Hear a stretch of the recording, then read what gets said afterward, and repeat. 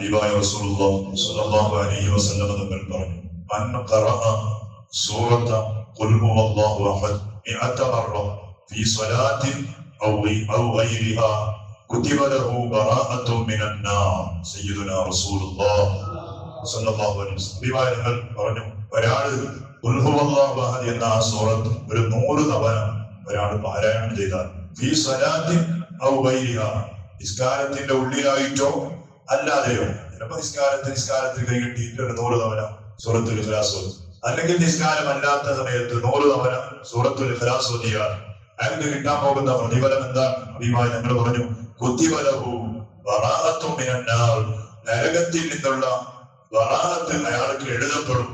നരകത്തിൽ നിന്നുള്ള പ്രത്യേകമായ ഒഴിവ്, അയാൾ നരകത്തിൽ കിടക്കൂല.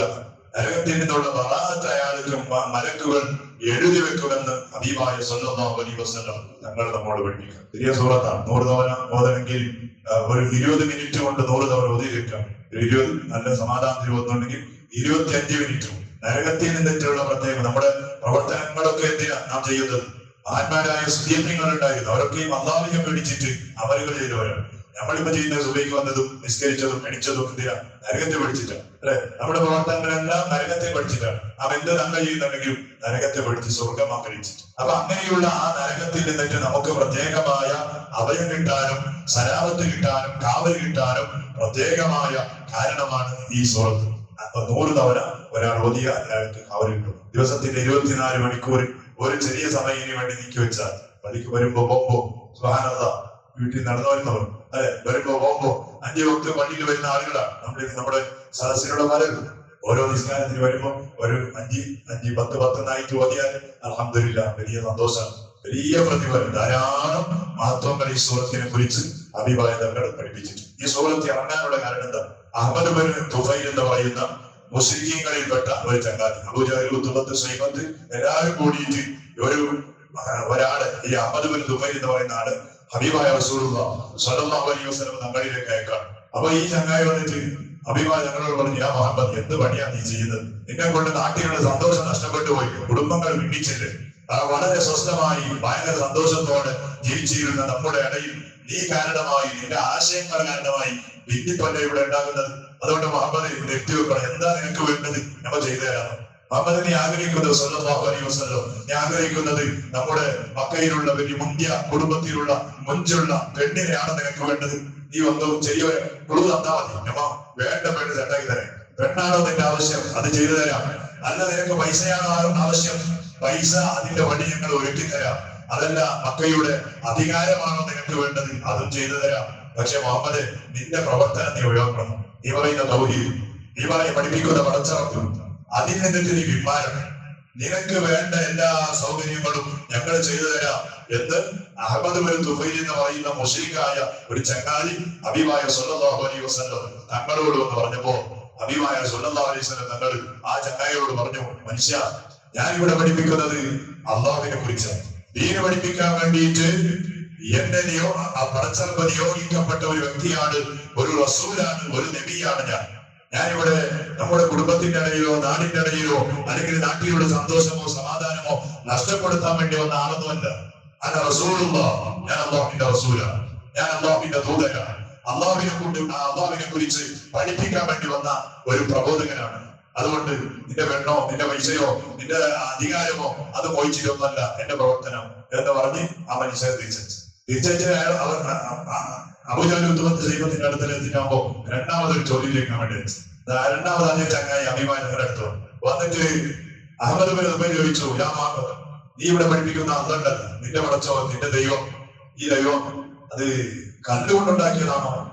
അല്ല മണ്ണ് കൊണ്ടുണ്ടാക്കിയതാണോ? അല്ല സ്വർണം കൊണ്ടുണ്ടാക്കിയതാണോ? അല്ല വെള്ളി കൊണ്ടുണ്ടാക്കിയതാണോ? ആരാണ്, എന്താണ് നിന്റെ പടച്ചോൻ? എന്നിട്ട് രണ്ടാമതൊരു ചോദ്യം. മറ്റുള്ള മുസ്ലിങ്ങളാരല്ലേ കിട്ടിയ കല്ലും എല്ലാം പ്രത്യേകമായി എന്ത് കണ്ടാലും ഇങ്ങനെ പോയി. നമ്മുടെ നാട്ടില് എന്തെല്ലാം വിഗ്രഹങ്ങൾ, എന്തെല്ലാം ദൈവങ്ങൾ, കണ്ടതെല്ലാം ദൈവം. പ്രത്യേക തരത്തിലുള്ള ഒരു മരം കണ്ടാൽ അതും ദൈവം, അല്ലെ? പ്രത്യേക തരത്തിലുള്ള ഒരു മരം കണ്ടാൽ അതും ദൈവം, എല്ലാം ദൈവമാണ്. അപ്പോ ഓമൻ ചോദിച്ച്, നിന്റെ പടച്ചോൻ എന്ത്? മണ്ണിന്റെതാ, കല്ലിന്റെതാ, പൊന്നിന്റെതാ, വെള്ളിന്റെതാ എന്ന് ചോദിച്ചു. അങ്ങനെ ചോദിച്ചിരിക്കുമ്പോ ഹബീബായ സ്വല്ലല്ലാഹു അലൈഹി വസല്ലം തങ്ങളൊന്നും മറുപടി പറഞ്ഞില്ല. അപ്പോഴാണ് മഹാനായ സയ്യിദുനാ ജിബ്രീൽ അലൈഹിസ്സലാത്തു വസ്സലാം ഇറങ്ങി വന്നിട്ട് ഒറ്റ ഓത്താണ് ബിസ്മില്ലാഹിർ റഹ്മാനിർ റഹീം ഖുൽ ഹുവല്ലാഹു അഹദ് അല്ലാഹുസ് സമദ് ലം യലിദ് വലം യൂലദ് വലം യകുൻ ലഹു കുഫുവൻ അഹദ്. വെറും അല്ലാഹുവിനെ കുറിച്ച് മാത്രം പഠിപ്പിക്കുന്ന ആശയങ്ങളുള്ള ഈ ആയത്തുകൾ ഹബീബായ സല്ലല്ലാഹു അലൈഹി വസല്ലം തങ്ങൾ ഓതി കൊടുത്തു. നബി തങ്ങൾ അഹ്മദ് ബിൻ തുഫൈലിനെ വിളിച്ചില്ല. എന്റെ പഠിച്ചവൻ എന്ന് തന്നെ നീ ചോദിച്ചു.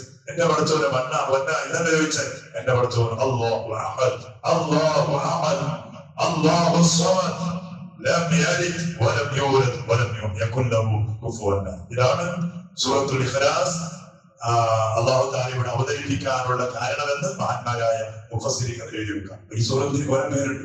സൂറത്തുൽ തൗഹീദ് എന്ന പേര്, സൂറത്തുൽ അസാസ് എന്ന പേര്. അടിസ്ഥാനമാണ് ഇസ്ലാമിന്റെ ഈമാനിന്റെ അടിസ്ഥാനം തൗഹീദ് എന്ന പേര്. അതുപോലെ സൂറത്തുൽ മുദക്കിറ, സൂറത്തുൽ മുനഫിറ, സൂറത്തുൽ മുഹ്ദിറ, സൂറത്തുൽ തജ്രീദ്, ഇങ്ങനെ പല പേരുകൾ. നമ്മുടെ ഖുർആൻ എടുത്ത് നോക്കിയാൽ സൂറത്തുൽ ഇഖ്ലാസ് എന്നാണ് അല്ലെ. അപ്പൊ അങ്ങനെ പല പേരുകളുള്ള ചെറിയ ഒരു കൊച്ചു സൂറത്താണെങ്കിലും അതിന് ഭയങ്കര വലിയ മഹത്വമാണ്.